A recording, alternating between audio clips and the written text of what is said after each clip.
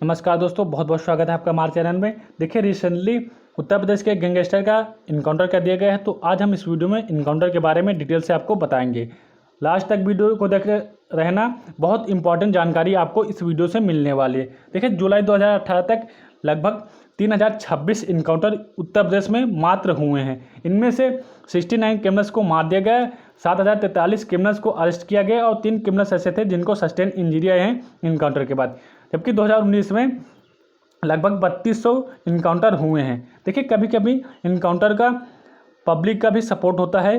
Public उस police वालों को जिन्होंने इनकाउंटर किया है उनको एक जज के रूप में देखती है कि उन्होंने इंस्टेंट न्याय प्रोवाइड किया है जनता को। ओके, तो क्या इनकाउंटर प्रॉब्लम हो सकता है? तो देखिए, ये प्रॉब्लम तभी होगा कि अगर किसी भी पर्सन का इनकाउंटर हुआ है और बाद में ये पता चला उस पर्सन को झूठा फंसाया गया है और वो पर्सन निर्दोष है। अगला पॉइंट देखिए, अगर अथॉरिटीज़ प्रशासन अपने पावर का मिसयूज़ करने के लगे और अपना निजी रंजिश से किसी भी पर्सन को मारने लगे तो ये बहुत बड़ी प्रॉब्लम हो सकती है। अगला पॉइंट देखिए, अगर किसी भी पर्सन को मारा गया और बाद में ये पता चला कि उसके पास अन्य प्रूफ हैं कि अन्य लोग भी उसके साथ क्राइम करने में इन्वॉल्व हैं, तो ये बहुत बड़ी प्रॉब्लम हो सकती है।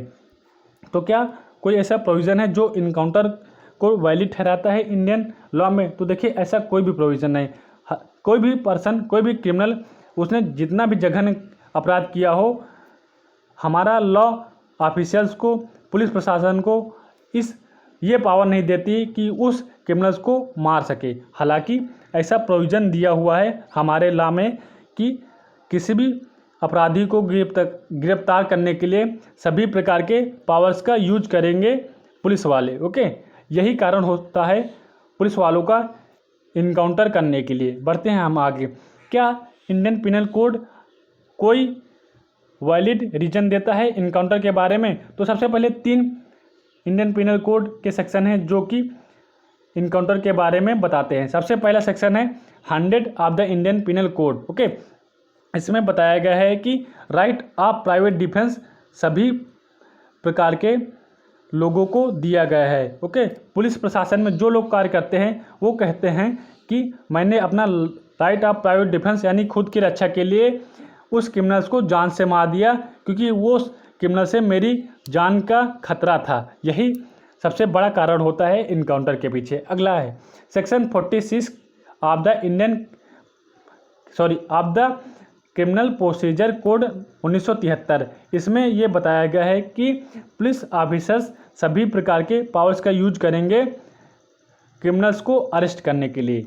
अगला है सबसे important section 300 of the Indian penal code. इसमें यह बताया गया है कि क्या कोई भी पर्सन अगर किसी भी क्रिमिनल्स का डेथ करता है, किसी भी पर्सन का इनकाउंटर करता है, तो वो पुलिस ऑफिसर एक क्रिमिनल की कैटेगरी में आएगा कि नहीं? तो इसमें यह कहा गया है कि अगर कोई सिविल सर्वेंट्स, अगर कोई पुलिस ऑफिसर्स गुड फेथ से सामाजिक न्याय को स्ट्रेंथन करने के लिए कानून के अनुसार कार्य करता है और उसमें किसी भी क्रिमिनल्स की डेथ हो जाती है, तो इस डेथ में उस पुलिस वालों को आपराधिक श्रेणी में नहीं रखा जाएगा। ऐसा सेक्शन 300 इंडियन पिनल कोड में कहा गया है।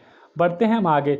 सुप्रीम कोर्ट का क्या व्यू है इनकाउंटर के बारे में? तो देखिए, Om Prakash versus state of Jharkhand में सुप्रीम कोर्ट ने कहा था पुलिस की ड्यूटी किसी भी क्रिमिनल्स को मारने की नहीं है, बस पुलिस की ये ड्यूटी है कि क्रिमिनल्स को पकड़ें। ओके, अगर पुलिस ही क्रिमिनल्स को मारने लगेंगे तो ये तो स्टेट स्पॉन्सर्ड टेररिज्म की कैटेगरी में आ जाएंगे पुलिस वाले। ओके, अगला है बहुत इंपॉर्टेंट है, ये आपको ध्यान से सुनना पड़ेगा।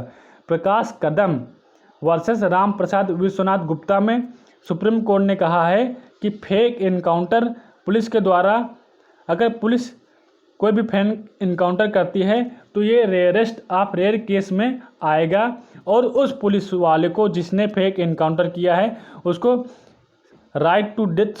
उसको डेथ पेनल्टी होगी। ऐसा कहा है सुप्रीम कोर्ट ने प्रकाश कदम वर्सेस राम प्रसाद विश्वनाथ गुप्ता में। मैं एक बात फिर दोहरा दे रहा हूं, अगर कोई पुलिस वाले ने फेक इनकाउंटर किया है तो उसको सुप्रीम कोर्ट डेथ पेनल्टी देगी और उसका कार्य रेयरेस्ट ऑफ रेयर केस के अंतर्गत आएगा। ऐसा कहा है सुप्रीम कोर्ट ने। ओके, अगला है public union versus civil liberties public union for civil liberties versus union of India में ये सुप्रीम कोर्ट ने कहा है कि अगर कोई भी पर्सन, कोई भी पुलिस वाला इनकाउंटर करता है तो इसकी स्वतंत्र जांच होनी चाहिए कि क्या यह फेक है कि नहीं, ऐसा कहा है सुप्रीम कोर्ट ने। कंक्लूजन क्या आता है इस पूरे समरी का? ओके, इसका कंक्लूजन यही आता है कि जब तक किसी भी पर्सन का इनकाउंटर ये समझ कर न किया जाए कि उस पर्सन से मेरा सेल्फ डिफेंस यानी कि मेरी जान का खतरा है, तब तक इनकाउंटर एक्सेप्ट नहीं होगा किसी भी सोसाइटी में। ओके, तो देखिए अगला पॉइंट क्या कहता है कि ध्यान से सुनना कि डेमोक्रेटिक सोसाइटी में जहाँ पर कानून का राज है वहाँ पर बंदूक का राज नहीं हो सकता। ओके, कानून का राज ये कहता है कि सभी पर्सन को उनको ह्यूमन राइट्स की एश्योरेंस देता है कानून।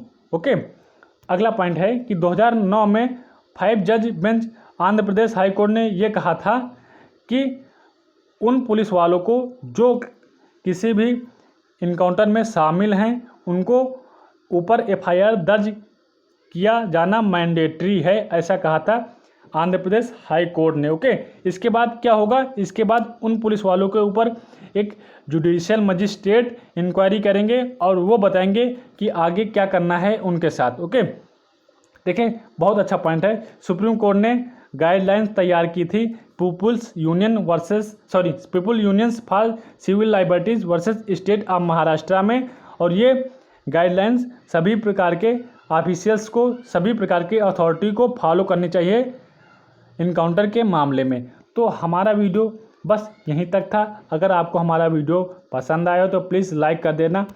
बहुत ज़्यादा ज़रूरत है मुझको लाइक की और सब्सक्राइबर्स की। प्लीज़ हाथ जोड़ के कह रहा हूँ, सब्सक्राइब कर लेना। Thank you very much.